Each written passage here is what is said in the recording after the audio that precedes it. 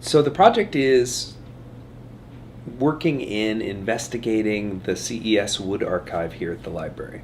And Wood was a prominent attorney in the Portland area and also in California. He was also a writer. And I'm a writer and a creative writing professor.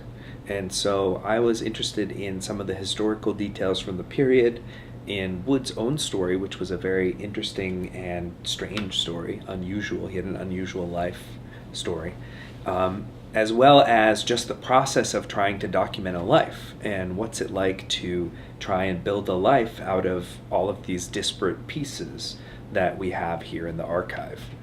We have a lot of ephemera relating to the woods. So we have photographs, we have correspondences, we have a pretty substantial number of the texts that he's actually written. So the goals of the project were to get a sense of C.E.S. Wood as a writer and also as a political activist, to build a genealogy of his family, and to then have the students hopefully use some element of what they researched in their own fiction.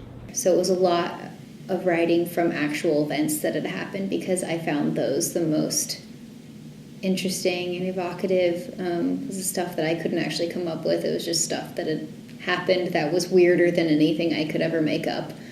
The end goal for me as a professor is that I get input into the character of C.E.S. Wood, and then he then in turn sort of comes alive in this fictional project that I'm working on. I think it's important to write historical fiction because it's a way to engage with figures in the past that I think helps us better understand sort of why people make the decisions that they make.